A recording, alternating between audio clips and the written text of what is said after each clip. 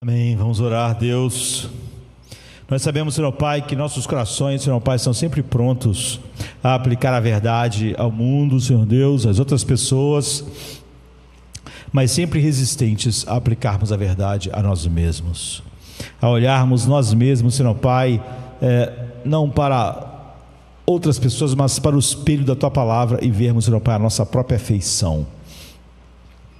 A afeição que descreve, Senhor Pai, ó Deus, as motivações dos nossos corações, Senhor Pai, a luz que há neles, Senhor Deus, as pessoas que mostram, Senhor Pai, se estamos sendo levados pela Tua Palavra a um espírito de contrição, de arrependimento, de ser realmente moldados, Senhor Pai, pelas Tuas mãos, ou de rebeldia, Senhor Pai, de autojustificação, ó Deus, de uma explicação para cada coisa em nossas vidas que não estão de acordo com a Tua Palavra. Não queremos ser assim, Deus. Não queremos ser como aquele homem descrito por Tiago, Senhor Pai, que diz que muitos são como um homem que olha seu rosto no espelho ao ouvir a palavra, mas que quando sai de frente do espelho logo esquece como estava. Então, Senhor Pai, tudo é perdido. Não queremos ser como o Senhor Pai, o Teu Filho, disse que grande parte, Senhor Pai, das pessoas que ouvem a proclamação da verdade são, ó Deus, são como o terreno, Senhor Pai, na beira do caminho, são duros, a semente não entra, Senhor Pai, não penetra fundo, então os pássaros, o diabo vem e rouba a verdade, muito antes de chegarmos em casa, Senhor Pai, depois de um momento como esse. A verdade já não está lá, a verdade se foi. Ó Deus, é trágico se o diabo consegue, Senhor Pai, roubar a verdade que foi semeada em nossos corações, ou aqueles que têm, Senhor Pai, uma camada de pedra, Senhor Pai, que sempre abraçam com alegria a verdade, mas nunca têm raízes, por isso não há durabilidade necessária, Senhor Pai, para a transformação contínua, ou aqueles, Senhor Pai, que são como a semente entre os espinhos. Então elas podem, Senhor Pai, ouvir a verdade, Senhor Pai, um dia como esse, mas os cuidados da vida, Deus, os cuidados da vida parecem tão inocentes, Deus, trabalhar, ó Deus, cuidar de casa, filhos, ó Deus, estudar as coisas comuns da vida. A Tua Palavra diz, Senhor Pai, que essas coisas, se não são colocadas no lugar adequado em nossas vidas para servir ao Teu propósito, essas coisas sufocam a semente como espinhos, Senhor Pai, e logo, Senhor Pai, o dia a dia, Senhor Pai, a semana, o corre-corre, rouba completamente, não há nenhum fruto verdadeiro. É aqueles que têm um coração duro por baixo de uma camada de terra, Senhor Pai, não tendo raízes fortes, não podem enfrentar nada que tire, Senhor Pai, ó Deus, um ambiente ideal.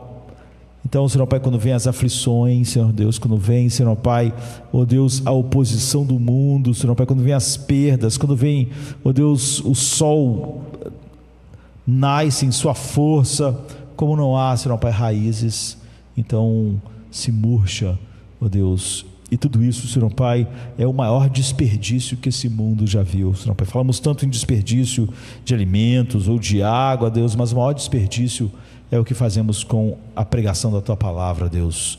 Às vezes estamos expostos à Tua Palavra durante 10, 20 anos, e Deus, ainda somos meninos, ainda somos, Senhor Pai, o que éramos antes.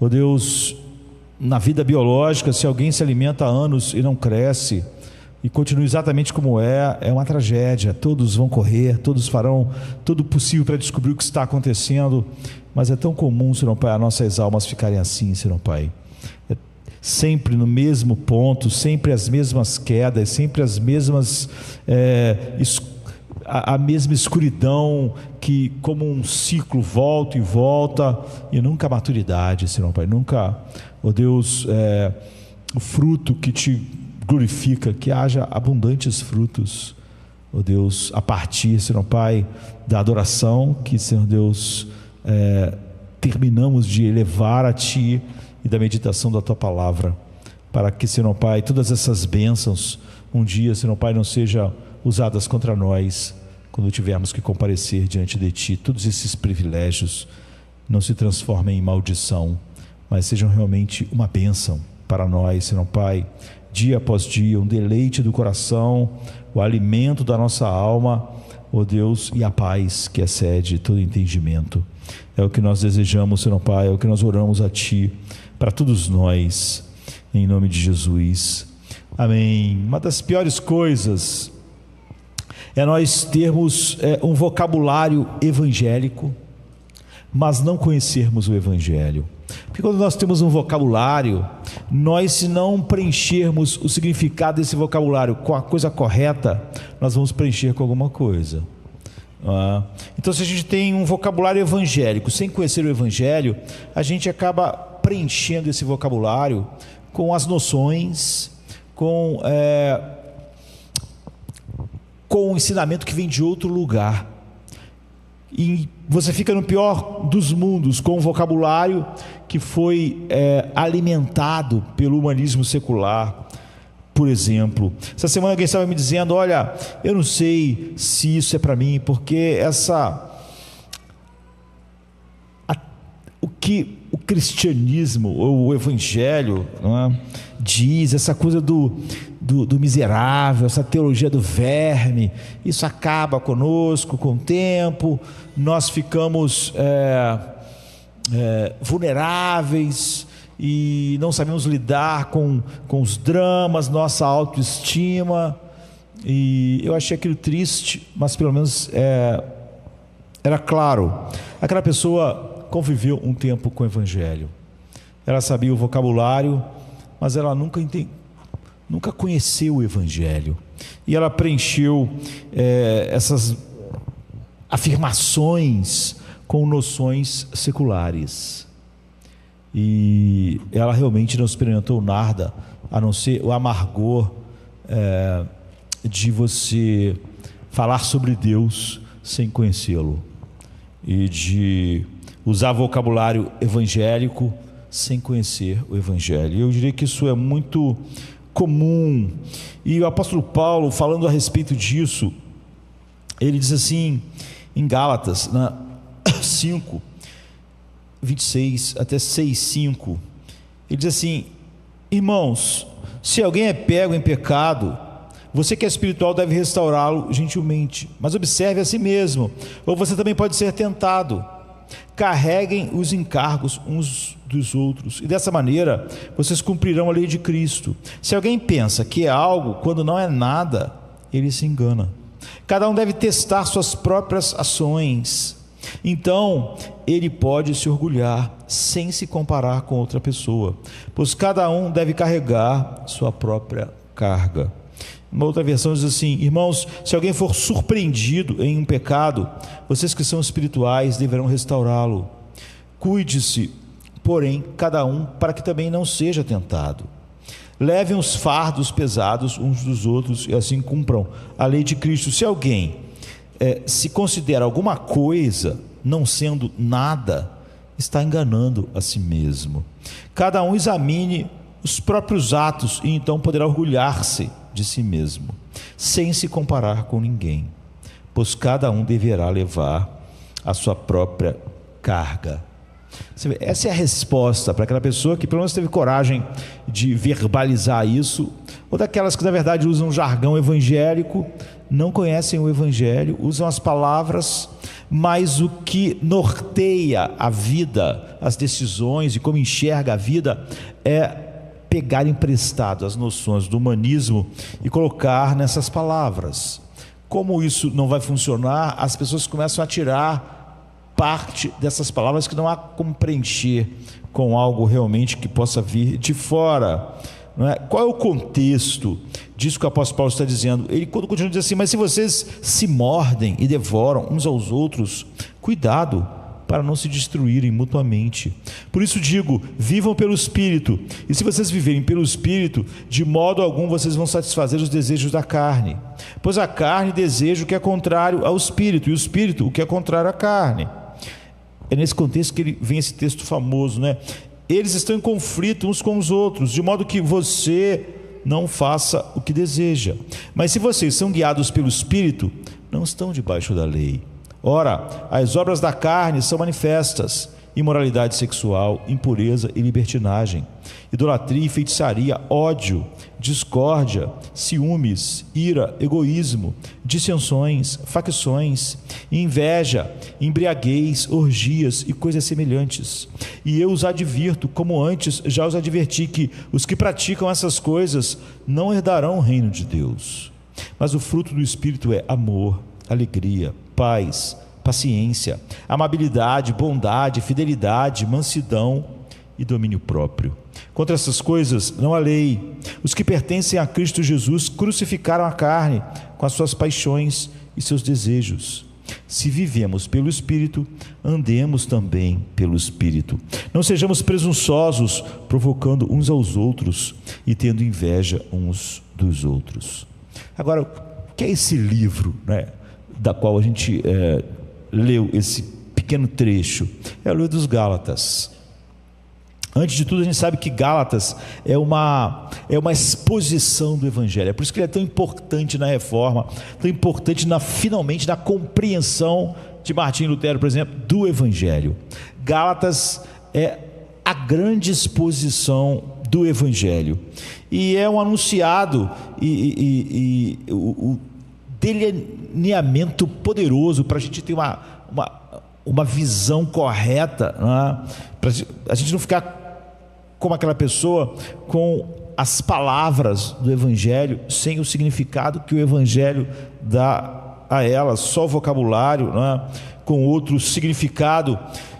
Gálatas vai delinear o que é o Evangelho, não é, de maneira completa, não é? O que é o essencial, o núcleo, o coração da mensagem cristã. Ou seja, o coração do Evangelho você tem nesse pequeno grande livro do apóstolo Paulo. Agora, a segunda coisa que a gente sabe sobre os Gálatas e sobre essa carta é que ela foi escrita para um grupo de cristãos, não de uma igreja.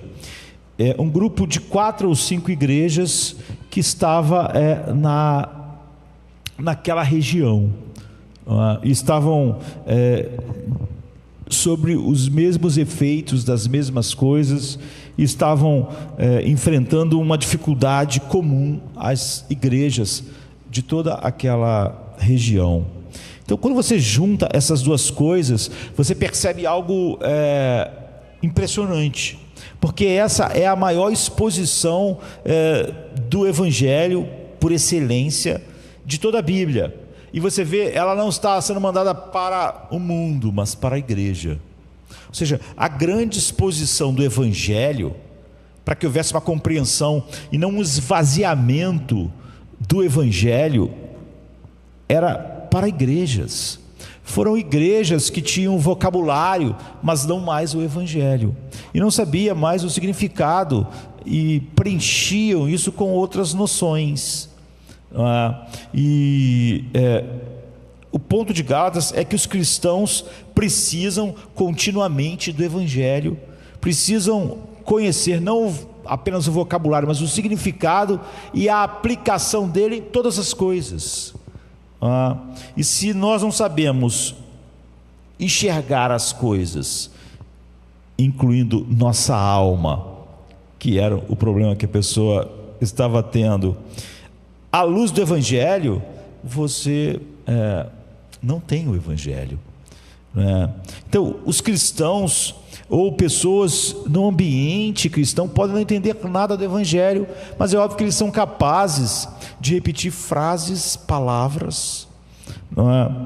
Ter vocabulário sem conhecimento. Os cristãos precisam se certificar de que continuamente eles estão entendendo o Evangelho em cada situação, que a sua vida em cada parte é alinhada com o Evangelho, que cada área da sua vida, sem exceção, esteja digna do Evangelho. Como Paulo, por exemplo, fala para Pedro em Gálatas 2,14, quando Pedro começa a agir de uma maneira diferente, porque chegaram algumas pessoas de Jerusalém. Paulo não diz assim: olha, você tem que olhar mais, você se afastou do que a lei diz. Não, ele diz assim: a sua conduta não está de acordo com o Evangelho. Você vê, todo tipo de conduta Nós precisamos pregar continuamente o Evangelho, como Paulo está falando aqui, para a igreja, para nós mesmos, porque cada área, meu casamento, tem que estar, as minhas atitudes lá tem que estar de acordo com o Evangelho. Quando eu penso na minha alma, cada coisa que eu penso sobre a minha alma deve estar de acordo com o Evangelho. Quando eu trabalho, quando eu me relaciono com as pessoas, tudo deve estar de acordo com o Evangelho. Mas se eu não conheço o Evangelho, como eu posso ver tudo à luz do Evangelho e ver, isso está de acordo com o Evangelho? Paulo então diz para Pedro, a sua conduta não está de acordo com o Evangelho. Ele diz, vocês não está alinhado na sua postura diante dessas igreja, né, desses irmãos, você não está manifestando a verdade do Evangelho, até quando está contando outra história. Então é isso que a gente deve fazer, isso que Paulo está fazendo aqui. Quando você olha para Gálatas, ele está alinhando tudo ao Evangelho. Quando você estuda o livro de Gálatas, você vai ver que Paulo pega todas as coisas, todos os assuntos, todas as definições, tudo que nós somos, o que é nossa alma, o que enfim, todas as coisas, e ele alinha aquilo ao Evangelho. Ele alinha, olha, assim está digno do Evangelho. Se você tem um vocabulário, mas não tem o conhecimento do Evangelho, você não pode alinhar nada ao Evangelho. Então há uma necessidade contínua da pregação do Evangelho, como Paulo está fazendo aqui, para a igreja. Então ele aborda um assunto realmente muito atualizado para nós, nessa era psicologizada, né? Psicológica. Ele está falando sobre a nossa autoimagem, que é aquilo que aquela pessoa disse, essa teologia do verme, do miserável. A gente acabou de cantar um hino que começou com essa frase do apóstolo Paulo, miserável homem que sou. Mas você vê, você pode falar essas coisas sem se sentir miserável, e se você achar que é miserável de alguma forma, você ficar para baixo, porque você não quer ser miserável. Ou seja, ou aquilo não tem nenhum significado verdadeiro, a palavra é vazia de significado. Quando eu digo eu sou miserável, eu sou um nada, eu não acho que eu sou um miserável ou nada. Aquilo é só o jargão evangélico, são só palavras sem sentido. Porque quando eu acho que eu vou, para mim viver bem, eu preciso de uma grande autoestima, e aí eu vou recorrer não ao Evangelho, eu vou recorrer ao humanismo secular. E eu continuo usando esse vocabulário, mas ele é totalmente vazio. E quando algumas pessoas igual essa pessoa percebe isso, ela diz, olha, não é para mim, não funciona. Então Paulo está falando sobre a autoimagem, está falando sobre a nossa autoestima, e está falando sobre a nossa autoavaliação. Ele está dizendo o seguinte, vocês fazem isso à luz do Evangelho? A maneira que vocês abordam essas coisas, vocês mesmos, sua autoimagem, sua autoestima, sua autoavaliação, você faz isso de maneira digna do Evangelho? Ele está fazendo isso o tempo todo. Então imediatamente eu gostaria de mostrar o paradoxo único, da autoimagem no Evangelho. O que o Evangelho traz, que não tem nada no mundo, na psicologia humana, na teorização do como a alma funciona, não tem nada que sequer se aproxime dessa realidade, da sua riqueza, da sua inteireza, e de como isso está de acordo com o Evangelho. E como qualquer coisa sobre minha alma que não esteja de acordo com o Evangelho e não seja digno do Evangelho, não faz nada por ela, não é? Ou seja, como olhar para nós mesmos de acordo com o Evangelho? Como olhar para nós mesmos que o meu olhar seja digno do Evangelho e as minhas conclusões sejam dignas do Evangelho? É sobre isso que Paulo está dizendo. E aqui você sente que começa com um paradoxo meio difícil a princípio, quando você olha o versículo 13 e 4, ele diz assim, se alguém pensa que é alguma coisa quando não é nada, ou se alguém pensa que é algo quando ele na verdade não é nada, ele está enganando a si mesmo, ele está mentindo para si mesmo. É óbvio que qualquer visão mentirosa de mim mesmo não está de acordo com o Evangelho, nem é digna do Evangelho. Então, qualquer visão que eu tenha minha, de mim mesmo, que penso que sou alguma coisa quando eu não sou nada, é um engano, é uma mentira. Cada um deve testar suas próprias ações. Então ele pode se orgulhar de si mesmo. Estranho, não é? Outra vez, se alguém se considera alguma coisa não sendo nada, engana-se a si mesmo. Cada um examine os próprios atos, e então poderá orgulhar-se de si mesmo sem se comparar com ninguém, pois cada um deverá levar sua própria carga. Agora, quando você lê isso assim, Paulo querendo que nós tenhamos uma autoimagem de acordo com o Evangelho, ou digna do Evangelho, o que a gente sente é uma certa tonteira, uma certa desorientação. Parece que nós saímos muito rápido de um tipo de ambiente para outro, do tipo do pensamento do humanismo secular para outro totalmente diferente. Evidentemente, quando você está, por exemplo, quando você faz um mergulho, nós sabemos que há toda uma tabela que a pessoa, o mergulhador, dependendo das profundidades que ele vai, tem que fazer uma descompressão. Ele não pode sair de um ambiente para outro ambiente. Nosso organismo não tem a capacidade de sair de um ambiente para outro de repente. Se você vai fundo e você sobe muito rápido, bolhas de nitrogênio se formam na tua corrente sanguínea. E se você subir assim, você vai morrer. Porque essas gotas, essas bolhas de nitrogênio vão agir como coágulos no teu sistema e você sobe rápido e morre. Então a pessoa tem que subir, parar tanto tempo numa determinada profundidade e depois subir. É por isso que é uma tragédia se acontece alguma coisa que obrigue alguém a subir rápido demais, porque ele está subindo porque aconteceu algum problema, por exemplo, que não há oxigênio suficiente, mas se ele subir rápido, ele vai morrer. Ele vai ter que fazer a descompressão. Se não houver ninguém para levar para você oxigênio, então você vai morrer ou afogado ou de embolia por causa do nitrogênio no sangue. Não há escapatória, desculpa.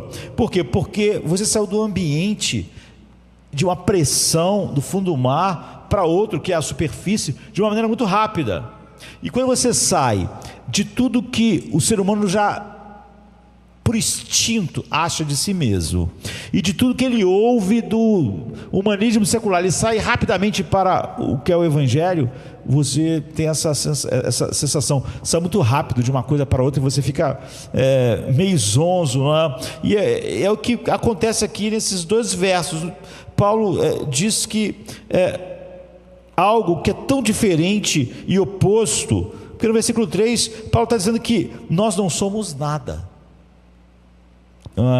Se alguém se considera alguma coisa, não sendo nada, ele engana-se a si mesmo. Ele está dizendo, nós somos nada. Mas de repente no versículo 4, ele diz que nós chegamos a outra coisa que é tão oposta, porque diz assim: cada um examine os próprios atos, e então poderá orgulhar-se de si mesmo, sem se comparar com ninguém. Como não ser nada e orgulhar-se de si mesmo? Você sai de um ambiente para outro muito rapidamente, e isso fica parecendo, para quem está lendo, algo que não faz sentido. Num versículo ele fala que você não é nada, e no outro você pode se orgulhar de si mesmo sem se comparar com ninguém. Então qual é o problema? O que está acontecendo aqui? O que o paradoxo está falando para nós, que aquela pessoa nunca entendeu? E eu acredito que grande parte dos cristãos apenas usam o vocabulário cristão sem nunca conhecer o que enche o vocabulário, né? O significado, estão na mesma condição. Por isso que mesmo aqueles que às vezes que afirmam as verdades, quando vai para o mundo prático, ele vai e abocanha o humanismo secular. Aquilo não tem nenhuma praticidade para ele, porque na verdade aquilo não tem um significado verdadeiro. Era apenas um vocabulário vazio que ele tinha em seu estudo, na sua confissão de fé, nos seus cânticos, mas não há significado verdadeiro para sua mente e coração. Então, primeiro, não somos nada. Antes de mais nada, então, é o nada, né? Se alguém pensa que é algo quando não é nada, ele engana a si mesmo. Isso é muito direto, muito franco e muito difícil de você dizer que não está entendendo o que o apóstolo Paulo está dizendo, não é? Eu li um comentário sobre Gálatas de Perkins, um dos puritanos, tem uma obra enorme, e ele estava falando exatamente a respeito disso. Ele disse que às vezes, como sempre, as traduções nos afastam um pouco da clareza, não é? E obscurece. Então há essa justaposição enfática dessas duas palavras, algo e nada. São coisas totalmente opostas, né? O contraste não poderia ser mais vívido, mais claro, não é? Não há nada entre algo e nada. Se uma coisa existe e a outra não é nada, não há nada que você possa dizer o quão perto uma está da outra, porque o nada para algo é uma distância sem fim, não é? Então nenhum crente tem o direito de se considerar mais do que nada, é o que a Bíblia diz. Essa pessoa disse que esses ensinamentos, não é? Ela chama a teologia do nada, do miserável, do verme, é péssimo para a autoestima e, enfim, todas as coisas que vêm a partir disso. Então, há essa distância que não podemos mensurar entre algo e nada, e nós não somos nada. Então, o que você acha disso? O que nós vamos fazer com isso? O que vamos fazer com essa afirmação? Vamos falar nos nossos hinos: eu não sou nada. Isso não tem nenhum significado, porque a gente acha que a gente é um monte de coisa, não é? E esse é o único lugar onde Paulo fala sobre isso: eu não sou nada. Então, por exemplo, Paulo é extremamente duro quando ele fala sobre isso, no sentido de que ele não dá voltas e nem deixa espaços, não é? Então a gente pode usar Paulo como um estudo de caso sobre isso. Da mesma maneira, quando a gente estava olhando Filipenses, a gente pode olhar o próprio Paulo como estudo de caso daquilo que ele estava dizendo. Aqui é a mesma coisa. Em 1 Coríntios 15, 9, Paulo diz assim: porque eu sou o menor de todos os apóstolos, e nem mereço, na verdade, ser chamado de apóstolo, porque ele perseguiu a igreja, né? Então ele está dizendo, porque eu sou o menor de todos os apóstolos. Você pensa, Paulo é o menor de todos os apóstolos? Olhando assim, eu acho que ele é o maior de todos os apóstolos, não é? Qualquer avaliação que corresponda à realidade, ele é o maior. Mas fica pior, porque em Efésios 3,8 Paulo diz: embora eu seja o menor dos menores dentre todos os santos, foi-me concedida esta graça de pregar aos gentios as insondáveis riquezas de Cristo. Como eu estava dizendo na hora que eu estava no momento da oferta, você vê que cada uma dessas coisas, sofrer, pregar, contribuir, é vista por o coração de Deus como um privilégio, não é? E Paulo está dizendo isso: foi-me dada, apesar de eu ser o menor dentre todos os santos, foi-me dada essa graça de eu ser um porta-voz, de eu poder proclamar Cristo entre as nações. Então ele não está apenas dizendo: olha, eu estou no fundo e há muitos apóstolos que estão na minha frente e eu sou o menor dos apóstolos. Você pode dizer assim, e muitas pessoas vão dizer, não só sobre Paulo, mas sobre qualquer um de nós: isso é só falsa humildade. E às vezes é mesmo, né? Essa pessoa não acha que ela é o menor, que ela não é nada. Ela está falando só isso. Como as pessoas dizem que todo mundo merece ir para o inferno, até alguém que ela diz amar ter ido para o inferno. Aí ela tenta mudar o evangelho para a pessoa não ir para o inferno, porque é óbvio que aquela declaração era vazia. É óbvio que essa acusação muitas das vezes é verdade. Isso é uma falsa humildade. Se a pessoa diz que não é nada, mas sempre que alguma coisa dá uma concretude a isso, ela se ofende, porque ela se acha muita coisa, ela não se acha nada, não é? Isso é uma falsa humildade, ou se não for, isso vai ser destrutivo para a autoestima dela e para o equilíbrio emocional. Mas então Paulo diz: embora eu seja o menor dos menores dentre os santos, foi-me concedida esta graça de anunciar aos gentios as insondáveis riquezas de Cristo. Portanto, ele não é apenas o menor dos apóstolos, ele é o menor de todo o povo de Deus, o menor dos menores dos santos. É a melhor tradução. Mas Paulo piora isso. Ele diz assim, 1 Timóteo 1,15: esta afirmação é fiel e é digna de toda aceitação, que Cristo Jesus veio ao mundo para salvar os pecadores, dos quais eu sou o pior. Não é? Na verdade, a palavra não é negativa, a palavra que ele usa no original, porque ele usa protos, né, que significa: dos pecadores eu sou o mais proeminente. Então, ele, não é que ele seja o menor dos pecadores, na verdade ele está colocando ele como o maior de todos. O maior pecador, a gente pode também usar a palavra pior. Então ele está dizendo que ele é o pior. Então ele não diz apenas que é o menor dos apóstolos, ele não diz que é o pior dos apóstolos, ele continua e diz que ele é o pior de todo o povo de Deus. Ele não para ele, diz: eu sou o pior de todos os pecadores. Dos apóstolos, do povo de Deus, mas de todos os pecadores. Você vê que ele foi talvez das pessoas mais usadas para a revelação de Deus no mundo, que são os apóstolos, para o povo da aliança, que são os santos. Mas aí ele foi lá para o mundo e diz: eu sou o pior de todos os pecadores. Protos, não é? E alguém comentando isso colocou dessa maneira: olha, ele diz isso e isso é irreal. Na melhor das hipóteses, é irreal ou é patológico, ou não é verdade, é falso o que ele está dizendo, ele não se vê dessa forma, ou se ele se vê dessa forma, então é patológico, ele tem um sério problema psicológico para fazer essas afirmações, se ele acreditar que é verdade. Então para essa pessoa parecia ser as duas únicas opções. O cara é um hipócrita, dizendo que ele é o menor, que ele é o pior, que ele não é nada, e é mentira, não é verdade, é uma declaração vazia. Nós temos que ter cuidado, porque essa é uma acusação grave, mas que tem grande possibilidade de ser verdade muitas vezes. Nós podemos realmente, num culto como hoje, dizer: Senhor, minha vida é para Ti. Senhor, eu quero negar a mim mesmo. E em nenhum momento a gente se nega de jeito nenhum, em nenhuma relação, em relação a nada, nem a ninguém, nem a Deus. A gente sempre quer fazer a nossa vontade, e sempre que Ele é contrariado, nós lutamos.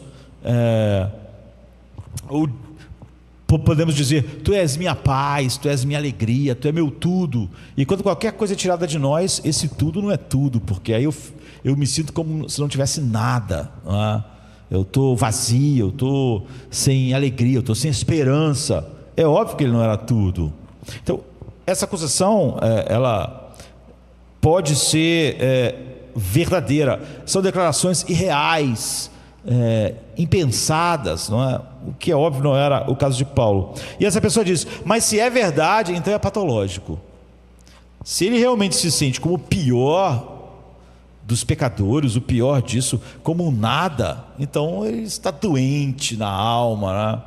Em vez de ser alguém que deva ser o nosso um paradigma para nós, é o oposto. Você vai dizer: esse cara é um doente, ele não tem nenhuma autoestima, ele não tem nada, como que ele vai enfrentar a vida? É o que essas pessoas vão pensar, por não compreenderem nada do Evangelho. Como que ele vai enfrentar a vida?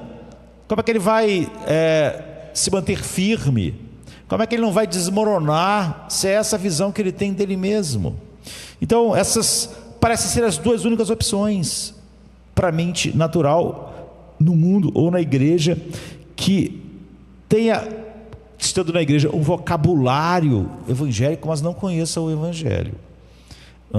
Então, se a gente examinar essas duas hipóteses que a pessoa deu, primeiro de tudo, vamos considerar a possibilidade de ser apenas irreal, que o apóstolo Paulo fala essas coisas, mas não é real na vida dele. Ele não se vê assim, não se sabe, não se sente realmente assim, mas ele fala essas coisas como muitas pessoas falam em cultos a respeito de Deus, coisas, declarações que não são verdadeiras e que são só declarações vazias.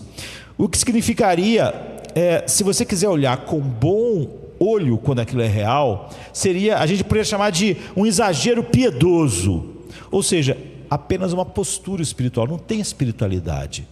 Mas há um jargão espiritual, e eu repito ele nos cultos, e quem sabe nas minhas orações: Senhor, eu sou o pó, eu não sou nada, mas na verdade eu sou uma pessoa hipersensível, me acho muito importante, e o problema meu é que ninguém está me tratando com a importância que eu achava que eu tinha, nem Deus às vezes, né? E é claro que isso realmente é um problema na igreja cristã, não há dúvida a respeito disso, né?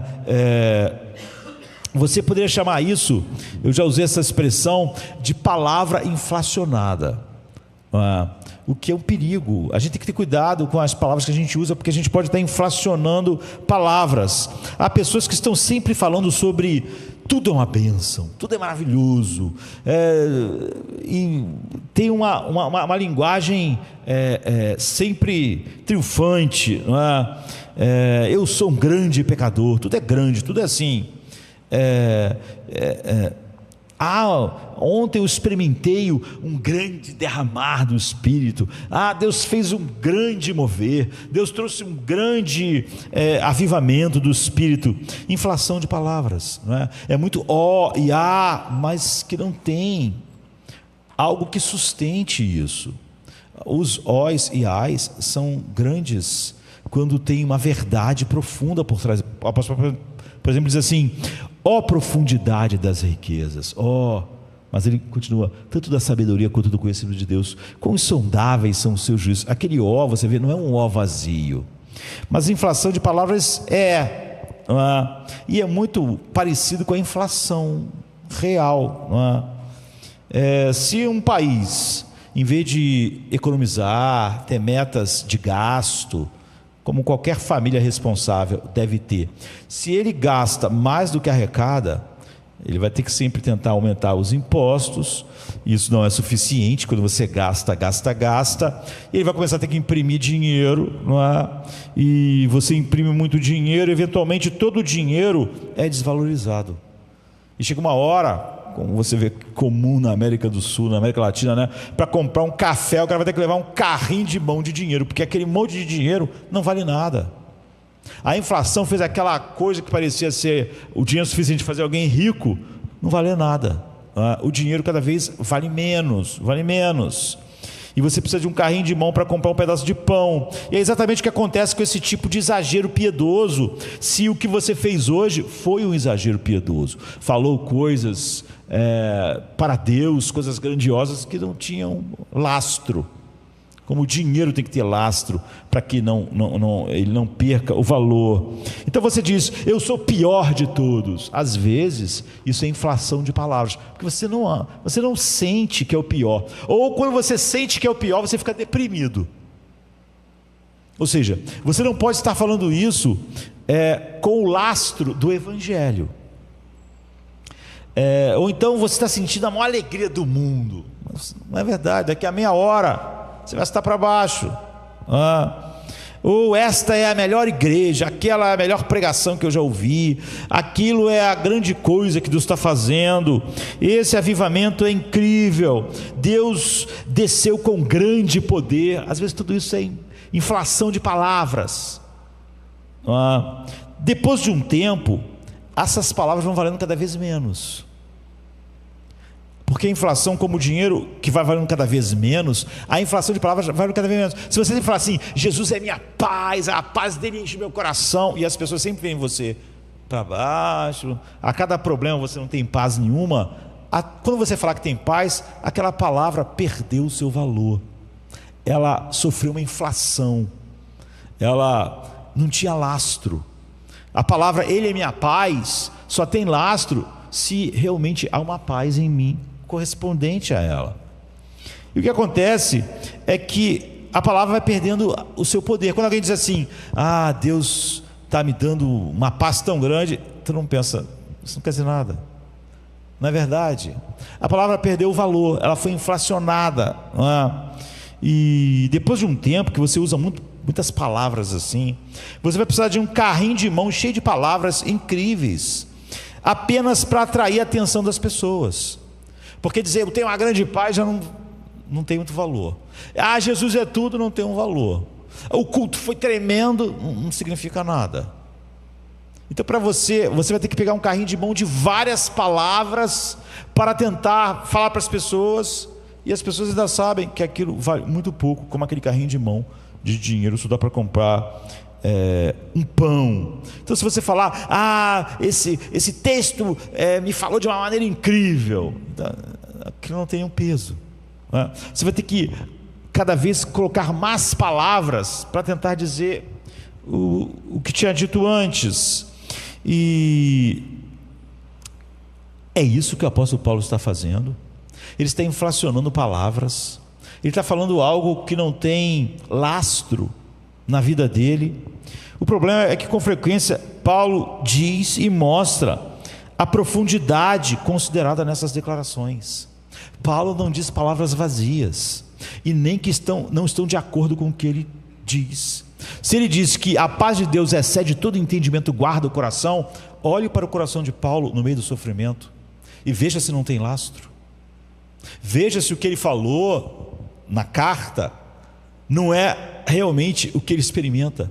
Nunca ninguém pode acusar o apóstolo Paulo de ter inflacionado palavras, de ter dito coisas que a vida dele, quando se deparava com oposição, crítica, sofrimento, morte, para mim o viver é Cristo e o morrer é lucro, podia ser só inflação de palavras, porque nós podemos dizer isso num culto, botar num hino, mas e quando Paulo foi morrer?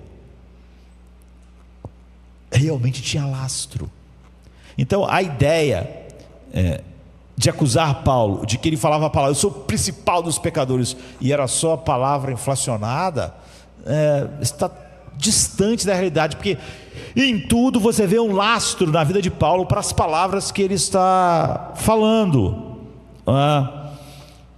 e há uma profundidade e uma concretude nisso. Se você entrar no contexto e olhar e ver essas afirmações, cada afirmação do apóstolo Paulo está sempre ligada a todo tipo de exposições teológicas muito importantes que encontram lastro na vida do apóstolo Paulo. Portanto, essas palavras são pensadas. Paulo, ao contrário de estar usando palavras impactantes, ele está usando palavras com uma profunda teologia centrada no Evangelho por trás das palavras que ele usa. Essas são palavras que Paulo escolhe cuidadosamente. Isso não é apenas exagero da empolgação frívola e sem conteúdo. Para mim morrer é melhor estar com Cristo. Quando a morte chega, é verdade. Quero glorificar a Cristo, quer pela minha vida, quer pela minha morte. Não é inflação. Ou não tem minha vida por preciosa, contanto que eu possa cumprir o chamado de proclamar Cristo ao mundo. Você vai encontrar em cada uma delas lastro.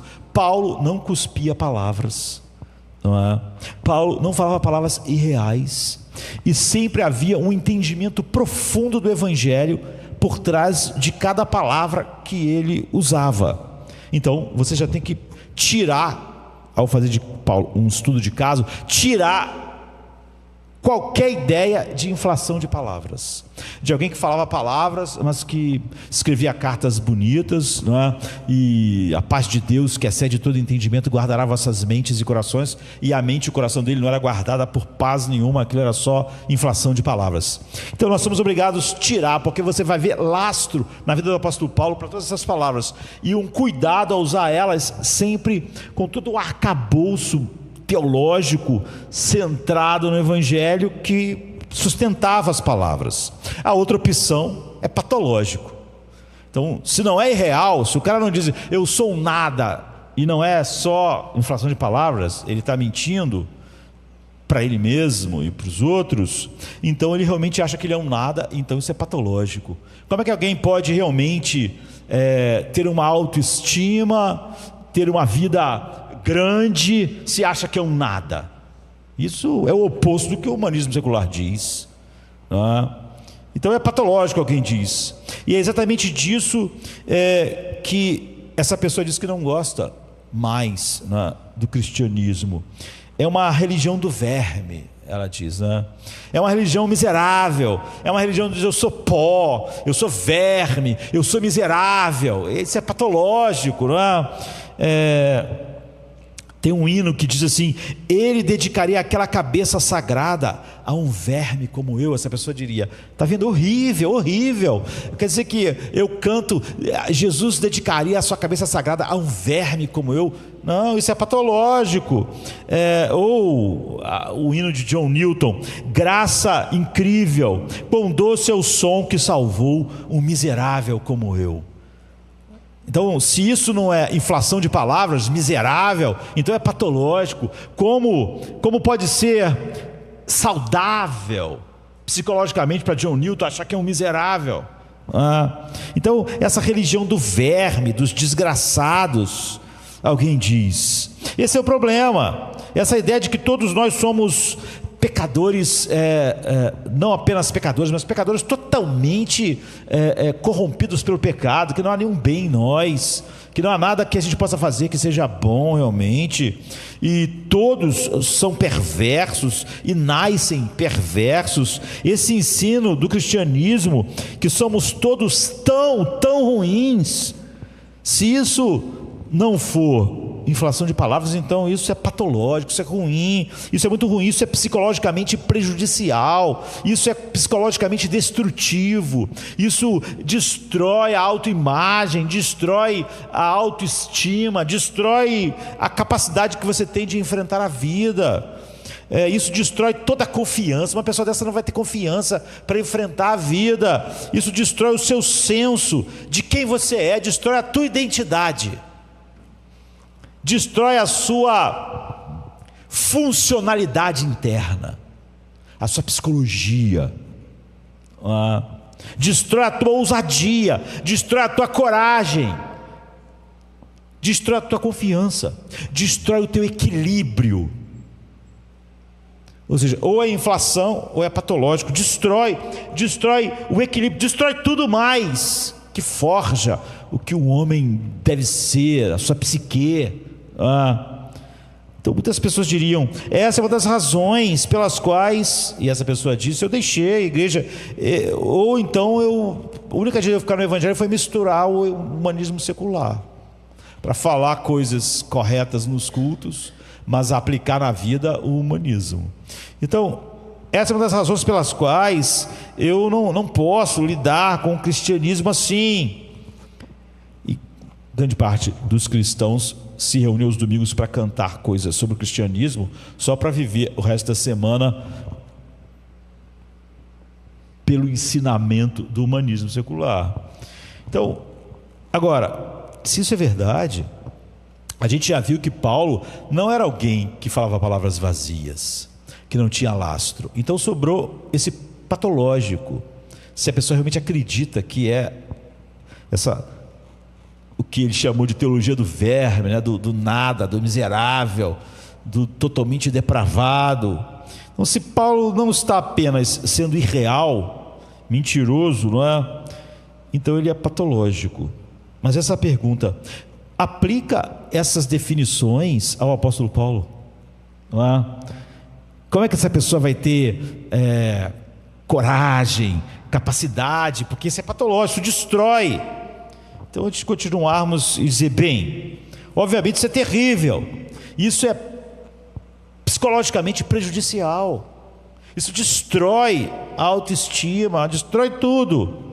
Agora pergunte, olhe para Paulo: isso é verdade sobre ele?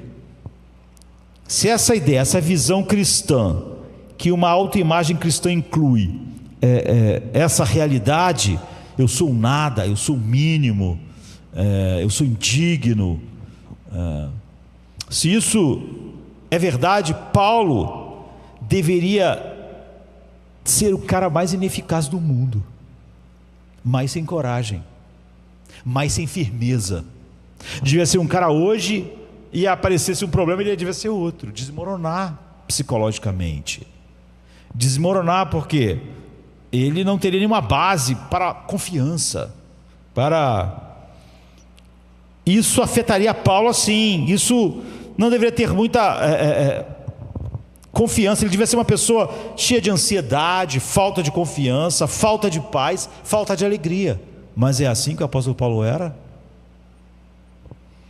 Quando olhamos para a vida de Paulo, é isso que a gente vê. Alguém que na hora que tudo ficava difícil não tinha paz, não tinha alegria,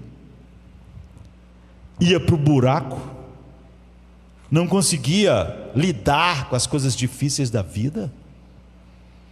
Absolutamente não. A gente vê um homem, Paulo foi o líder mais ousado e corajoso que esse mundo já viu.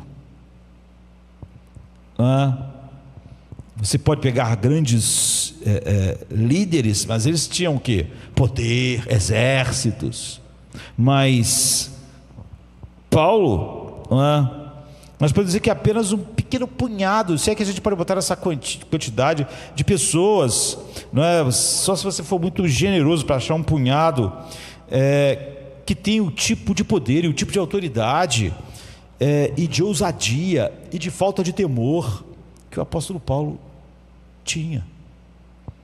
Quer dizer, ele analisa um pequeno catálogo da sua própria história, ausentando muitas coisas que a gente mesmo conhece de outras partes e outras coisas que não vão estar em lugar nenhum, e ele diz: olha, eu fui encarcerado muitas vezes, fui açoitado mais severamente, exposto à morte, repetidas vezes eu estive diante da morte. 5 vezes eu recebi dos judeus 39 açoites, ou seja, corpo massacrado e alma humilhada, né? 3 vezes eu fui golpeado com varas, 1 vez eu fui apedrejado, 3 vezes sofri naufrágio, passei uma noite e um dia exposto à fúria do mar. Estive continuamente viajando de uma parte a outra, enfrentei perigos nos rios, perigos de assaltantes, perigos dos meus próprios compatriotas, perigos dos gentios, perigo na cidade, perigo no deserto, perigos no mar, perigos dos falsos irmãos. Trabalhei arduamente, muito mais, fiquei sem dormir, passei fome e sede, e muitas vezes fiquei em jejum, suportei frio e nudez. Além disso, enfrento diariamente uma pressão interior, a saber, a minha preocupação com todas as igrejas. 2 Coríntios 11, a partir do 23. Bem, esse é o cara que, por aquilo então ser patológico, ele não ia ter coragem, ele ia ser frágil psicologicamente, não ia saber lidar com as durezas da vida, não ia poder ficar firme porque a autoimagem dele era péssima, se era verdade as declarações dele de que ele não era nada. Então alguém diz: bem, sim, mas esse é o problema das pessoas com uma falta patológica de autoestima. Às vezes sai pelo lado oposto, eles são destemidos, eles exageram, eles são imprudentes, eles precisam provar a si mesmos o tempo todo. Agora, eu desafio qualquer pessoa, eu não posso fazer isso no tempo que a gente tem aqui, para ler a vida de Paulo e enxergar qualquer uma dessas coisas. Esse homem, esse não é um homem com um desejo de morte. Paulo nunca pensou: eu quero morrer porque a vida é muito difícil. Nunca pensou isso. Ele nunca teve desejo de morrer porque a vida era difícil. Não é a maneira pela qual ele encontra escapes para a pressão. Eu queria morrer, queria sair desse mundo, esse mundo é horrível. Não. Quando ele fala sobre eu preferia partir e estar com Cristo, mas se estar na carne vai ser melhor, ou seja, eu pregando, apanhando, sendo preso, vai trazer mais, então eu quero ficar. Não há nada no apóstolo Paulo de querer uma fuga pela morte. Ele não tinha complexo de Marte. Ele também não é um homem com um complexo de Marte, porque às vezes, mesmo sendo cidadão romano, quando você lê o livro de Atos, ele é cidadão romano. Então, Paulo, ele tem um privilégio altíssimo em relação às pessoas da época dele. E ele é cidadão romano de nascimento, que dava um privilégio ainda maior. Ele tinha que sempre ser tratado de uma maneira muito especial em relação aos que não eram. Ele não podia nunca ser preso sem um julgamento, nunca. Não é? Sob severas penas para quem fizesse isso. Às vezes, você vê que, na maioria das vezes, Paulo não fala nada a respeito disso. Ele é espancado, ele é preso, ele é jogado na cadeia, e ele nunca fala sobre... Era só levantar isso para que as coisas tomassem um outro rumo. Mas você vê que, por exemplo, uma vez ele diz isso: não, vocês estão com problemas, vocês me prenderam, me bateram, e eu sou cidadão romano. todas aquelas pessoas, aquelas autoridades estavam com um grande problema, porque a maioria delas sequer era cidadã romana, e que dirá de nascimento. Aí você fica pensando, todo mundo ficou com medo quando ele disse isso. Aí você pensa assim, por que Paulo não disse isso sempre? Se a vida dele era difícil, e só dele dizer que era um cidadão romano de nascimento facilitaria tudo, porque Paulo não fez todas as vezes, não levantou essa verdade em todos os lugares em que ele sofreu, porque Paulo vai usar isso se ele acha que isso vai ajudar a igreja ou não. Depende, ele via isso à luz do evangelho, não à luz de um privilégio que o livrasse de sofrer. Então, se Paulo percebesse que trazer a revelação às pessoas que ele era um cidadão romano fosse ser bom para o evangelho ou bom para a igreja, ele trazia. Se fosse só uma fuga dele mesmo dos problemas, ele não trazia. É por isso que ele não usava, é por isso que ele quase não usou, porque olhando as situações, ele achava que naquela situação não seria melhor para o evangelho ele trazer isso. Então Paulo não tinha desejo de morte, não tinha nenhum espírito abatido que quer fugir dos problemas através de partir, mas ele também não tinha um complexo de mártir, não é? Então olha, aqui está um homem que diz: eu não sou nada. Agora, existe algo na carreira dele que você, no sentido bom, não inveje? Existe algo na carreira de Paulo que você não diga: eu queria ser assim? Existe um destemor maior que você já viu alguém diante da morte? Existe alguém que pode dizer com mais verdade: eu não tenho minha vida por preciosa, aprendi a estar contente em toda situação? Parece que ele tem uma vida psicológica de aço,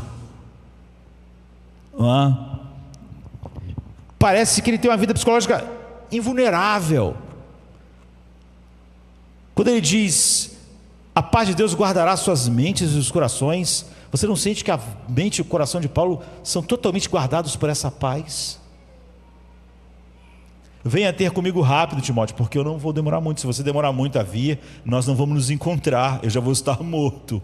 Se você quiser, venha logo. Você já leu a última carta? Você não se sente profundamente tocado diante de várias marcas de caráter que você quer que seja desenvolvido na sua vida? Existe alguém nessa sala que vai checar a estatura do apóstolo Paulo?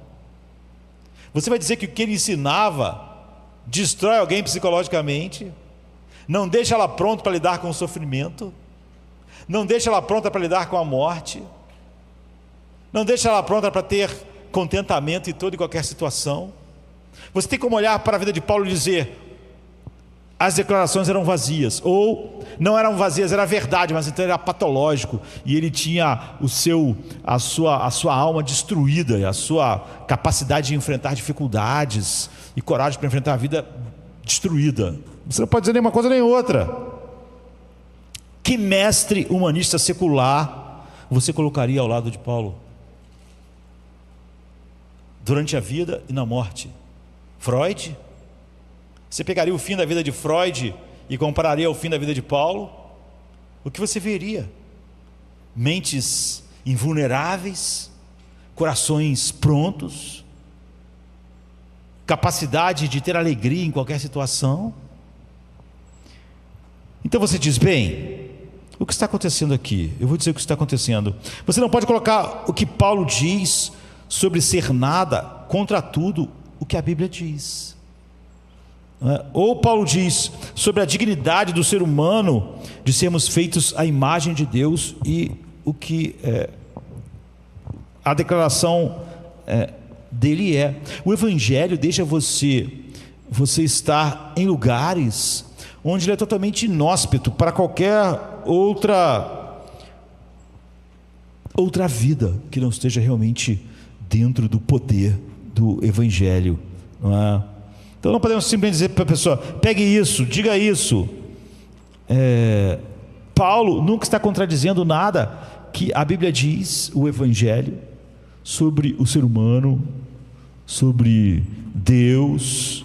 Então o que ele está fazendo? Bem, aqui está o ponto, né? Alguém diz, bem, talvez essa ideia de que ele não era nada, que ele era o pior dos pecadores, talvez ele não tenha prejudicado a autoconfiança dele, porque ele é um cara realmente que não dá para dizer que ele não tinha autoconfiança, firmeza, ele não era alguém frágil, psicologicamente não era nada disso, mas ele me prejudicou. Se ele não prejudicou ele, então ele prejudicou a mim. Talvez esse ensino não tenha destruído a confiança dele, a psique dele, mas destruiu a minha. E essa é a razão pela qual eu não estou do jeito que devia estar, estou do jeito que eu estou hoje. E esse é o ponto. Então aqui está a resposta. O que Paulo diria se você dissesse isso para ele? Talvez, Paulo, esse teu ensino, as doutrinas que você ensinou não tenham machucado você, mas certamente me machucou. E Paulo diria, não, a religião me machucou.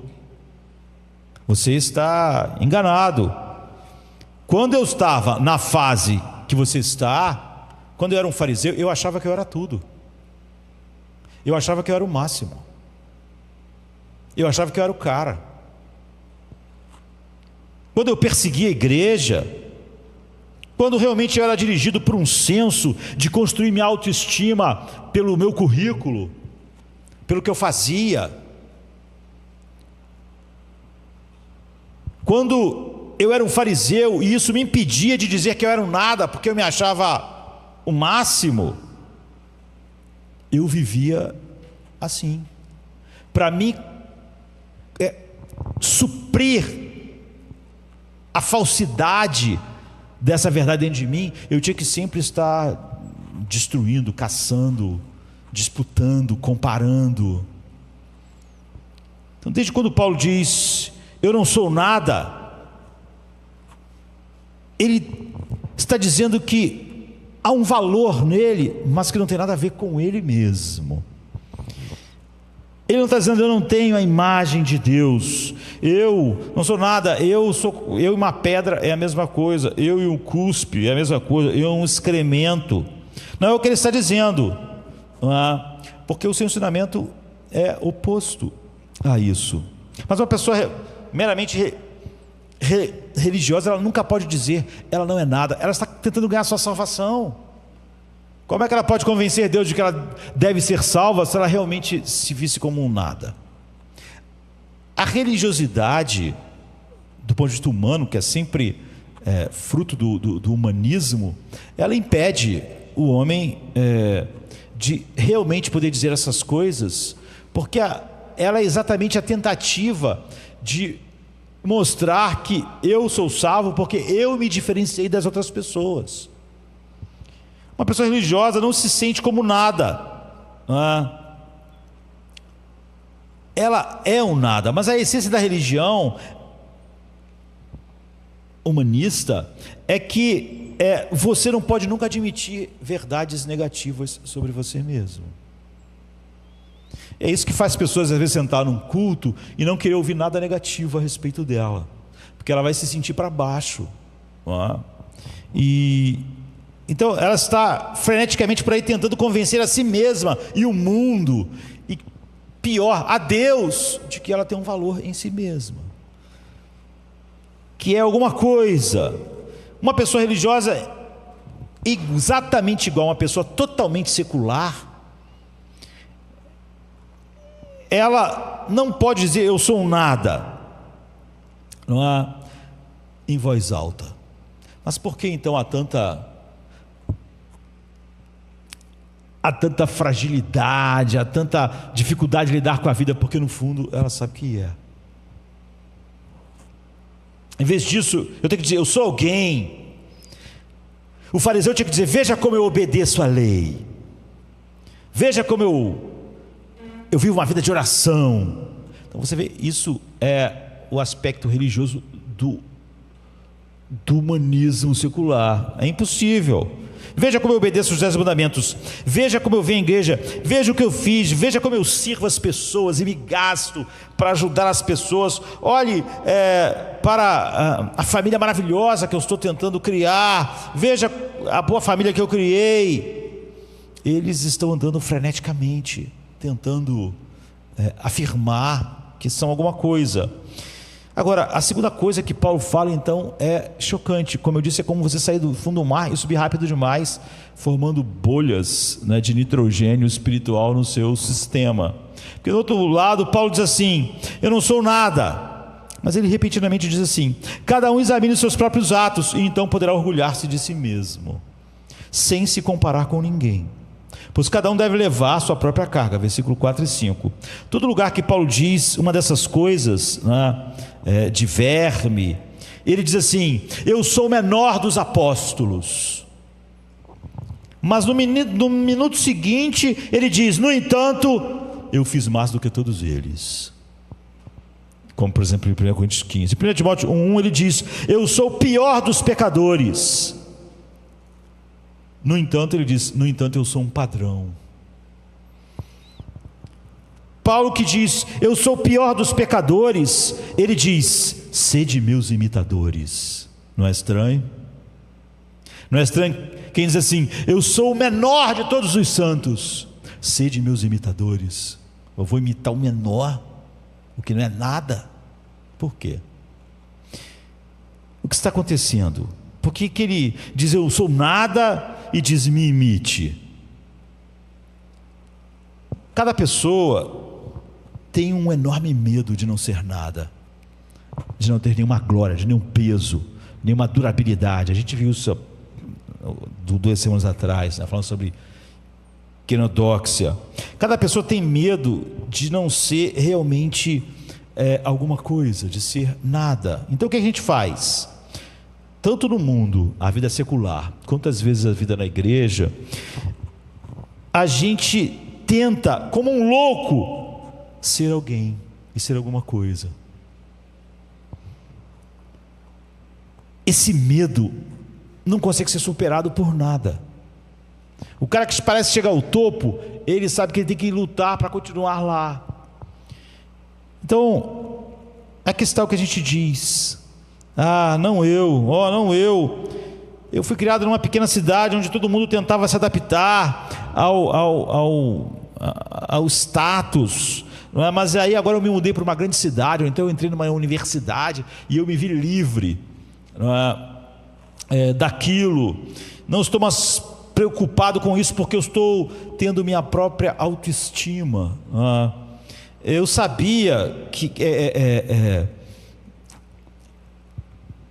eu gosto de mim como eu sou, e aquela pequena cidade conservadora, enfim, mas agora eu estou na universidade e eu encontro pessoas que apenas me apreciam por quem eu sou. Não é verdade. O que acontece realmente é que quando o Evangelho não forja nossas vidas, a gente sempre vai tentar se adaptar ao grupo onde a gente está. Por isso que tem gente que parece conhecer muito a palavra de Deus, parece que realmente entendeu o Evangelho, mas ele vai para uma outra igreja que ensina o oposto. Logo ele abraçou aquilo. Por quê? Porque aqui ele queria ser aceito, e lá também. E quando você quer ser aceito tanto por progressistas como por conservadores, você vai ter que ser como eles são. O que está te movendo não é a verdade nem o Evangelho. A pessoa se morava numa pequena cidade que todo mundo era muito conservador, mas ela queria construir autoestima pela aceitação das pessoas. Então ela também era. Ela diz: não, mas agora eu fui para uma grande cidade, numa universidade, e agora eu sou progressista, né? Agora eu sou livre. Não, ele só está tentando agradar o público que está à volta dele agora. Ele quer ser aceito, não é? Então ele não foi para a universidade e agora pensou por si mesmo. Ele pensou junto com as pessoas que ele precisava pensar para ser aceito, para se sentir bem. Você vê que ele, na verdade, sabe que é um nada. Em cada lugar ele vai ter que abraçar aquilo que a elite, a gente pode dizer assim, né, do pensamento daquele lugar tem. Porque senão eu não vou ser aceito. Eu vou ficar escanteado de lado, aí eu vou entrar no buraco.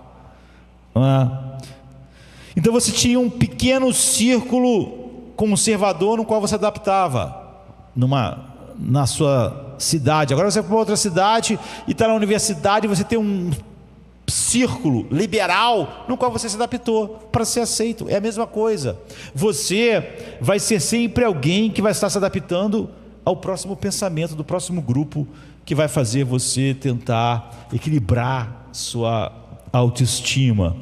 Então agora você se vestia de uma maneira, mas agora nesse outro lugar, na universidade, naquela cidade, você começa a se vestir diferente. Você quer se sentir um daqueles, você quer pertencer, e você continuou escravizado. Você saiu do conservadorismo para o progressismo, mas você continua escravo. Você estava lá não por causa de nenhuma verdade, né? Você estava lá porque você queria ser aceito, e agora você é totalmente diferente aqui, porque você quer ser aceito. Acontece isso no mundo, acontece na igreja, não é? De pessoas que diziam ter uma convicção bíblica, mas a convicção dela não era bíblica, era só aceitação. Se ela for para um lugar que é o oposto, logo ela vai trazendo o oposto do que dizia antes. Paulo diz: não se compare aos outros. Paulo diz: eu estou fora disso, eu estou totalmente fora disso, porque por um lado eu sei que eu não sou nada. O que significa dizer não sou nada? Significa que eu sei que eu não posso merecer minha salvação, não sou meu salvador, não há glória, peso, permanência, importância, currículo, não é? Justiça própria, não há nada em mim mesmo, há um nada no qual eu posso me apoiar. Significa que sem Ele eu não posso fazer nada. Então Paulo, ele faz essas declarações porque eu sou fraco. Muita gente corre para falar igual Paulo, mas é óbvio que a pessoa não tem o evangelho por trás das suas palavras. Porque Paulo falou: eu sou fraco. Aí as pessoas estão vendo, eu sou como Paulo, sou muito fraco. Não, mas Paulo falou assim: mas eu posso todas as coisas naquele que me fortalece. Você vê que ele pode dizer, no que diz respeito a ele, que ele é fraco, impotente. Mas aí você vai pensar: então se é assim, então com essa autoestima aí arrasada assim, ele vai só viver no buraco. Ele diz: não, mas eu posso tudo naquele que me fortalece. Mas você vê como isso, eu posso tudo dele, combina perfeitamente com o eu não sou nada. Ele não diz: eu sou nada, e aí é fraco. Não, eu sou fraco em mim mesmo, mas eu posso todas as coisas daquele que me fortalece. Isso significa que eu estaria perdido, portanto eu parei de tentar em mim mesmo. Eu parei de tentar encontrar paz construindo uma autoestima baseada no que eu sou, porque eu sou nada. Parei de tentar encontrar confiança baseado numa autoestima elevada, inflacionada por eu dizer que eu sou tudo, que eu sou especial, que eu sou ótimo. Porque eu basei toda a minha vida agora de que eu preciso de um Salvador, mas que esse Salvador é real. Então eu não sou nada, como não tendo nada, mas possuindo tudo. Eu sou fraco, mas eu posso todas as coisas naquele que me fortalece. Aqui está a grande coisa. O que significa ser cristão? O que significa ser cristão é que você está finalmente disposto a admitir que não é nada. Não há nada do secularismo ateísta em você, e nem do secularismo religioso que gera fariseus, que dependem de construir sobre si mesmo alguma coisa, e não funciona. Quando você admite que não é nada e é levado a Cristo, quando ele diz: nada trago em minhas mãos, somente a cruz eu me apego, então o que acontece é que a justiça dele é transferida para a sua conta, verdadeiramente. O que acontece é que quando eu parei de tentar encontrar paz, controlando as circunstâncias, fingindo então de repente que eu não vou morrer e encontrar uma paz, eu desisti de encontrar paz baseada em mim e nas circunstâncias. Mas aí a paz de Deus, que excede todo entendimento, guarda a minha mente e meu coração. Então o que significa que um cristão é somente um cristão, e somente um cristão verdadeiro pode ter isso, percebe que você não é nada em si mesmo e ainda é tudo em Cristo. É por isso que ele pode dizer: eu não sou nada, sei de meus imitadores, como eu sou de Cristo. Eu não posso nada. Deus está fazendo isso para mostrar a minha completa fraqueza, mas aí eu não sou um fracasso, porque eu posso todas as coisas naquele que me fortalece. O que significa que você vê o seu nada e sua grandeza ao mesmo tempo, não é? Sou nada, mas tudo posso. Sou o maior dos pecadores, mas sou mais do que vencedor por aquele que me amou. Então você vê que quando ele diz eu não sou nada, não é autocomiseração. Ele não sente pena de si mesmo, não está arrasado, ele não está cheio de ansiedade e nem de medo. Teoricamente, como aquela pessoa disse, o humanismo vai dizer, ele é uma pessoa que não teria confiança. Realmente ele não tem autoconfiança, mas ele é totalmente confiante. Todo mundo se muda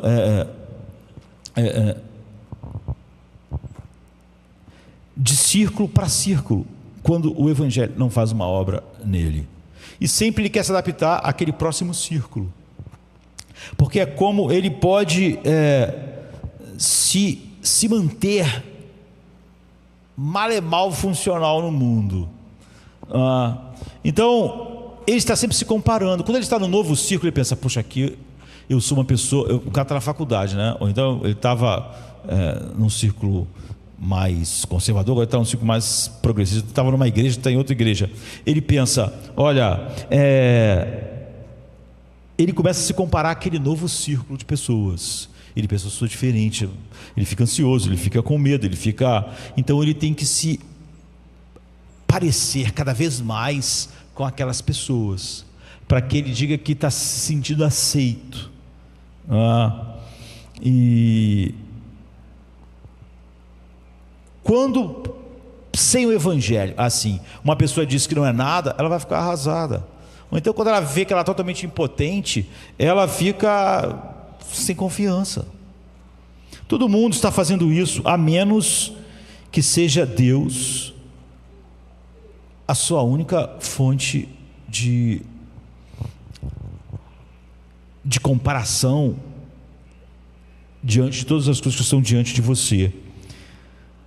Se para você a única coisa que importa são os olhos de Deus, então se você está num círculo conservador ou liberal, não vai fazer a menor diferença. Se para você a única coisa que importa é a opinião de Deus, então não vai importar se você está no culto ou no trabalho. Se o amor de Deus é suficiente para você, você nunca vai fazer nada para ser amado por qualquer ser, pessoa, grupo que o desonre. Se o julgamento de Deus é o único árbitro da sua autoimagem, então realmente você se torna invulnerável aos vários locais nos quais você vive e as várias situações nas quais você tem que viver, na saúde, na doença, na vida e na morte. Então quando Paulo diz assim, porque nós somos considerados o lixo do mundo, ele não está arrasado, ele não está deprimido. Muitas pessoas assim: eu me sinto um lixo, eu quero morrer. Você vê? Está dizendo a mesma coisa, mas sem o Evangelho. Eu me sinto um lixo, então minha vida não vale a pena. Paulo diz: nós somos tratados como o lixo do mundo, mas ele é uma rocha diante disso. Forte, ousado, alegre na tristeza. Caso contrário, você vai sempre olhar para esse grupo, para um grupo e vai se sentir ou aceito ou um nada. Porque se você estiver dentro do padrão daquele novo grupo, você é alguém. Se não, você não é nada. E é por isso que quase todas as pessoas dizem assim, muito perigoso, que o jovem vai para a universidade. Não há perigo nenhum, se houver evangelho. Mas se não houver, você sempre vai estar querendo cumprir o padrão das pessoas que naquele instante você quer agradar e ser aceito. Isso vale para a universidade, vale para uma igreja, vale para qualquer coisa. Porque não é... Se a verdade te dirige na igreja, ela te dirige na universidade, ela te dirige no trabalho e te dirige em todo lugar. Se não, em cada um desses lugares, você vai ter que se adaptar para ser aceito e se sentir melhor. Então os cristãos, há uma sensação de nada e uma sensação de grandeza. Há uma sensação cristão verdadeira. Ele pode declarar sobre ele mesmo que ele não é nada, mas ele não se... que ele é tratado como lixo do mundo, mas ele não sente pena de si mesmo. E nem isso destrói qualquer tipo de confiança, porque a confiança dele não era uma autoconfiança. Como resultado, se você não entende o evangelho, não entende a autoimagem cristã. Você vê, não há nada no mundo que possa criar essa autoimagem que o apóstolo Paulo tem. Você vai precisar do humanismo secular. E o que acontece é que você vai ter os mesmos resultados que o humanismo secular tem. Veja o que Paulo está fazendo. Ele diz, não sou nada, mas tenho orgulho de mim mesmo. Como assim? Se alguém se considera alguma coisa, não sendo nada, engana-se a si mesmo. Cada um examine os próprios atos, e então poderá orgulhar-se de si mesmo, sem se comparar com ninguém. Pois cada um deverá levar a sua própria carga. Ele diz, olha, eu sou o menor dos apóstolos. Eu atingir mais pessoas do que todos eles. Ele diz, eu sou o pior pecador do mundo, mas me sigam, me imitem. Como você pode fazer isso? A autoimagem do mundo, o humanismo, fica totalmente sem norte aqui. Porque se eu sou o menor, se eu sou o pior, se eu não sou nada, então minha vida, a minha vida psicológica é totalmente frágil e destruída, sem força, sem capacidades. Então, antes de tudo, se alguém está dizendo, eu não sou nada, normalmente alguém vai dizer para você não devia falar assim. Veja bem,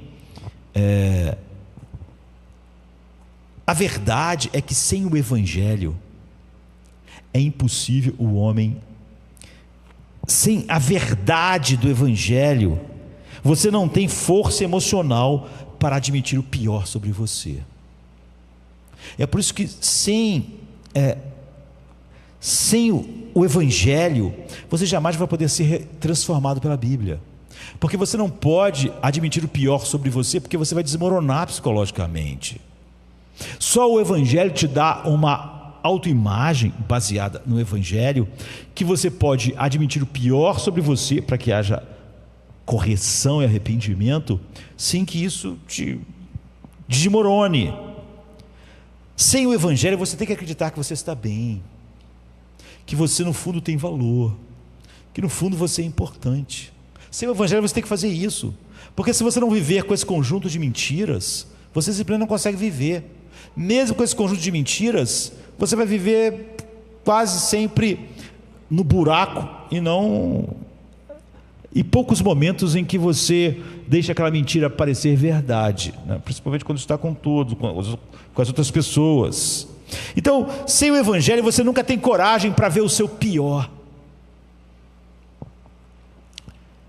Você vai criar racionalizações, distúrbios, você vai ter uma desculpa para o seu temperamento, você não vai poder dizer o que ele é de verdade, porque tua confiança vem dessas coisas a respeito de você. Por outro lado, quando alguém diz, Deus está trabalhando através de mim, como Paulo está dizendo, imite-me, o tipo de autoimagem mundana, extravagante diz, olha, você não deve falar assim, isso não é certo. Você nunca será capaz então de se deleitar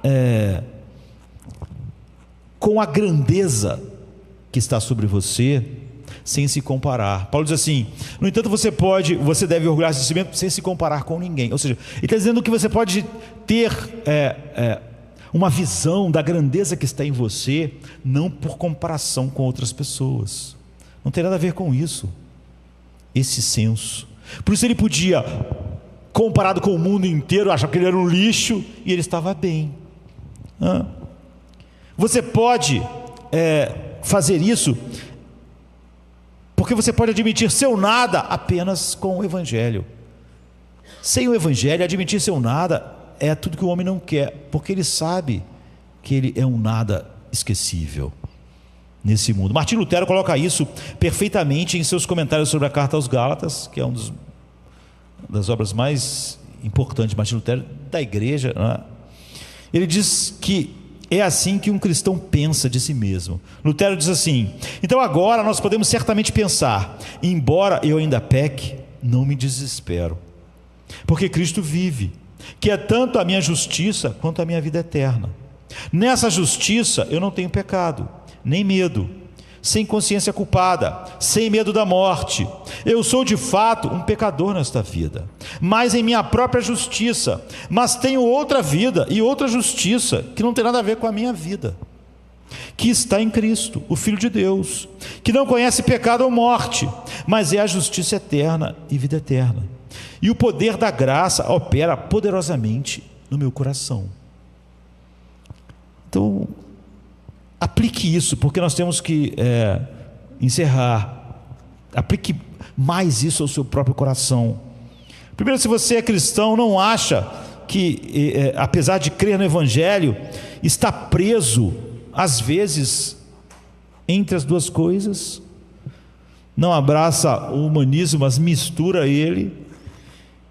Enquanto alguém se vê assim, quando ele está em meio a problemas, críticas, etc., não há força emocional, não é? Porque você está esquecendo o Evangelho, e a sua força emocional, ou a sua segurança, ou a sua paz dependia de como você se sentia em você mesmo, por você mesmo. Então você passa a noite se virando na cama, você está sempre se sentindo um pouco deprimido, mas não pode ao mesmo tempo admitir que você é um nada, porque isso te deprime mais ainda, não é? Você não pode. Por outro lado, realmente você não está também se regozijando com uma alegria indizível e cheia de glória, porque você não consegue ver que em Cristo você é tudo, não é? Você se perdeu, não é? Mas isso não acontece quando você tem os seus olhos em Cristo, realmente, como Paulo, que ele pode falar o que ele fala sem ser palavras vazias e sem ser algo patológico que tira a confiança, a força, resistência. Porque Paulo via que Cristo perdeu o Pai e perdeu tudo por causa dele na cruz. Mas você nunca será capaz de admitir o seu nada, a menos que você veja a grandeza de Cristo que está sobre você agora. Essa é a alegria na aflição, porque você vê que ela não está localizada em mim. Essa é o poder emocional e espiritual, porque ele diz: olha, eu sou fraco, mas eu posso todas as coisas nele que me fortalece. Se eu não posso, se não é a realidade que eu posso tudo nele que me fortalece, admitir minha fraqueza vai me deixar pior. Então eu não posso. É por isso que o ser humano, tanto o humanismo que forja uma religiosidade humana, quanto o secular, ateísta, está na mesma prisão. É claro, você nunca pode apreciar a grandeza a menos que finalmente você admita: eu não sou nada em mim. Você só vai poder dizer que Cristo é tudo em você quando você puder dizer: eu não sou nada de verdade. Por isso que ele diz: você pode se gloriar, ou, como eu disse, sentir orgulho de você mesmo, sem comparação com ninguém, porque você vê que não tem nenhuma relação com como o homem faz isso, o homem natural. Você está livre de comparação, mas também está livre de vitimização. O dizer eu não sou nada não é vitimismo, não é autocomiseração, não é algo que vai me deixar num buraco, sou nada, não é? Pelo contrário. Então, aqueles de nós, e muitos de nós eu acho, que estão no meio disso, sempre se sentindo menosprezado, sempre magoado nos sentimentos, nunca se viu como realmente um cristão se vê. Ele não pode lidar com o fato de que ele é um nada, porque Cristo não é tudo para ele. E sua autoimagem ainda é baseada nele mesmo. Para quem está neste mundo, parece que realmente só aquelas duas opções que o humanismo dá é real. Ou a pessoa está falando mentiras, é ufanista quando diz as coisas que diz, em Cristo eu tenho a paz e tal, o cara não tem nada, é tudo coisa só do culto. Ou então é patológico, ele diz que não é nada, se sentiu nada e não tem então força e fica no buraco.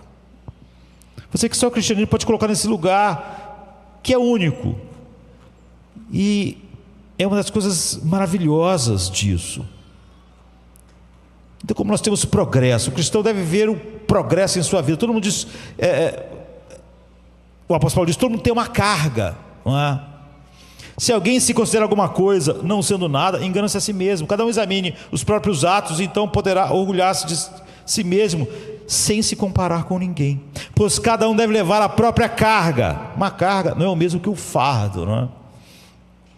A palavra carga, se a gente puder botar uma palavra bem atual, a gente vai dizer uma mochila, não é?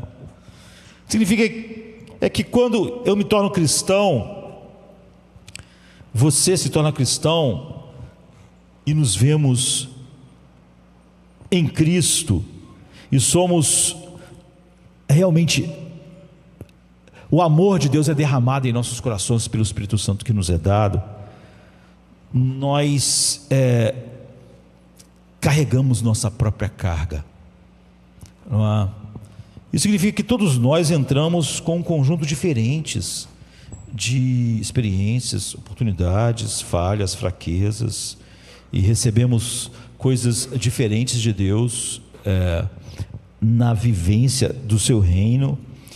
E também cada um de nós começou de um lugar diferente. É fato de que todos nós não começamos do mesmo lugar.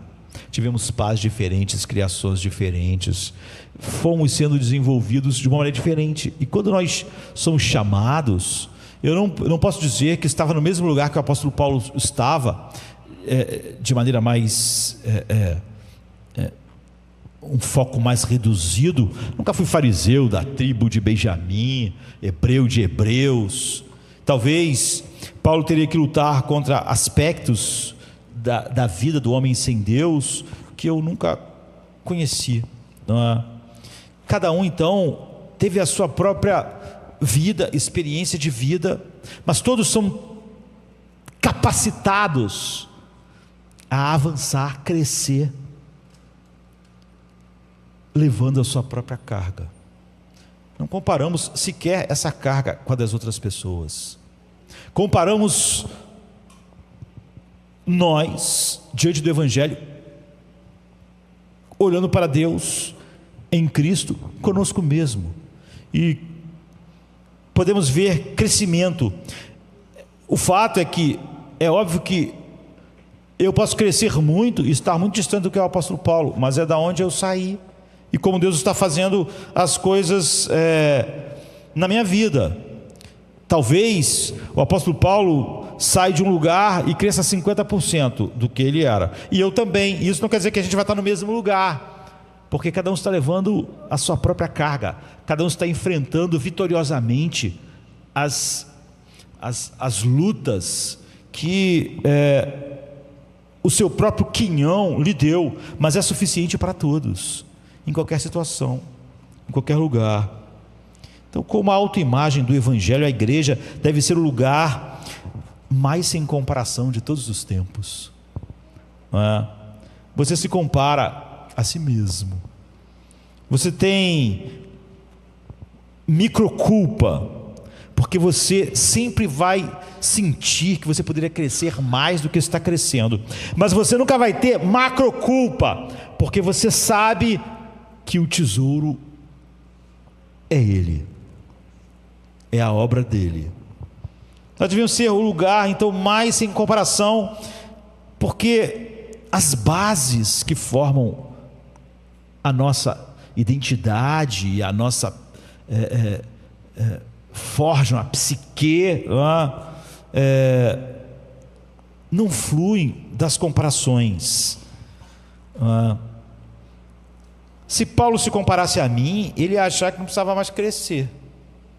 Mas Paulo diz: eu prossigo para o alvo. É óbvio que Paulo está olhando para ele mesmo, em relação ao que o Evangelho é. Então ele diz: eu tenho que avançar, eu tenho que ir em direção ao que foi proposto. É óbvio que se ele se comparasse, ele ia dizer: eu sou um gigante, tem que avançar nada, está todo mundo lá atrás, eu posso ir devagar agora. Mas ele não estava se comparando com ninguém,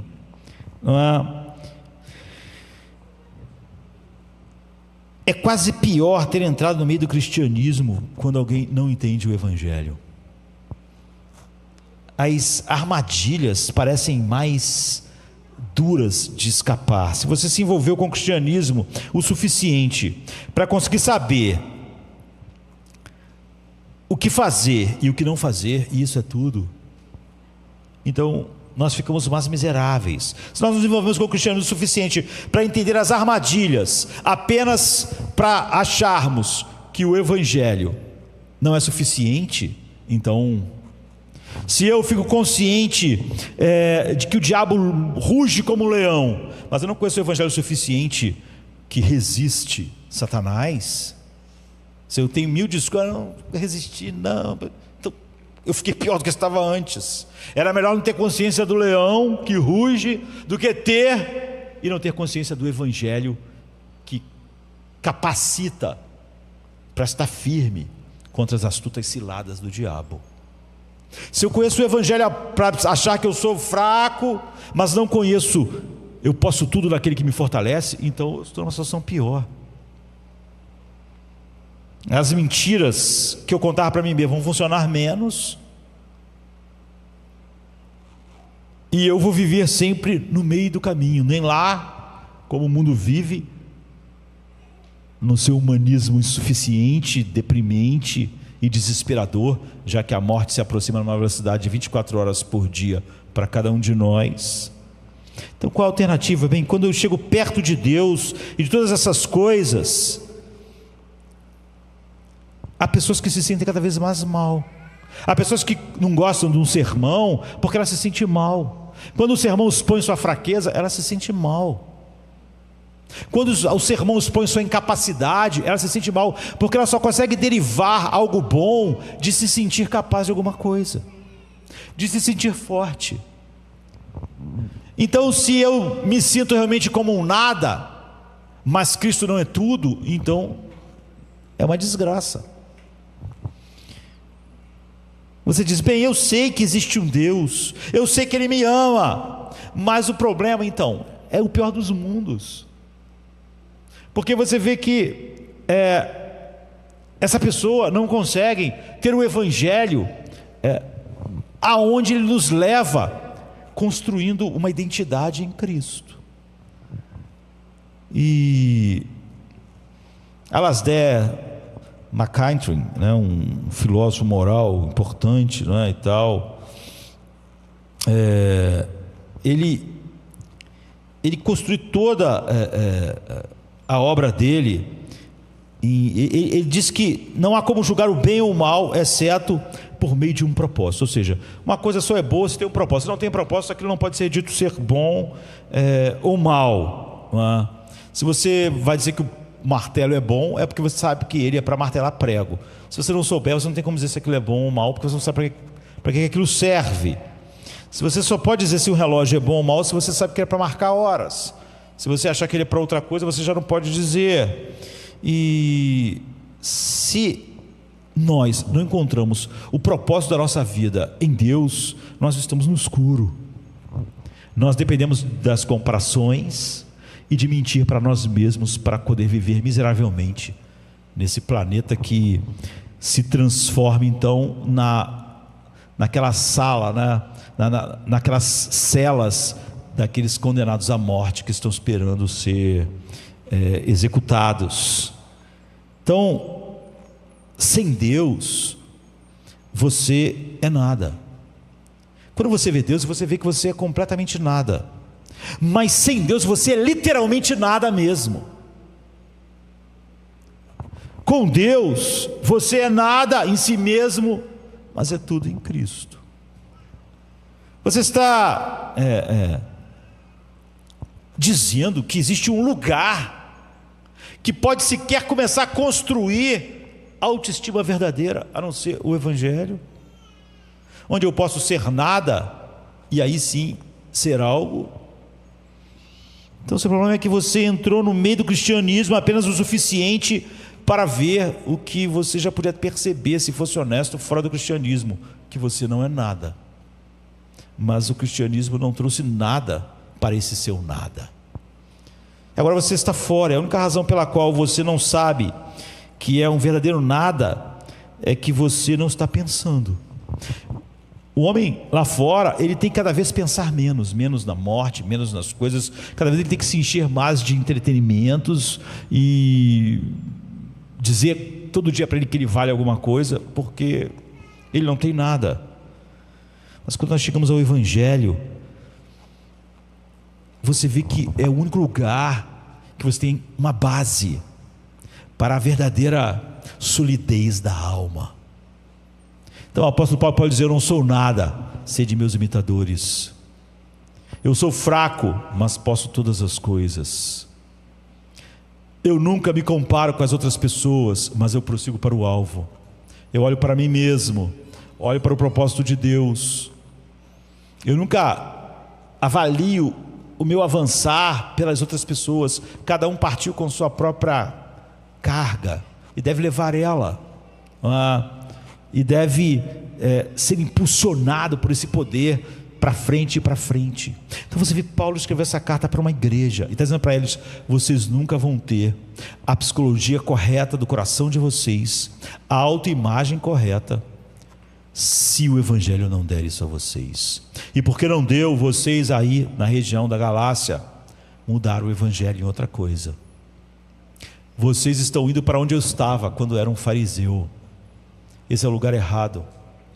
Sair do Evangelho e abraçar qualquer naco do humanismo para tentar se encontrar é finalmente se perder, e se perder para sempre.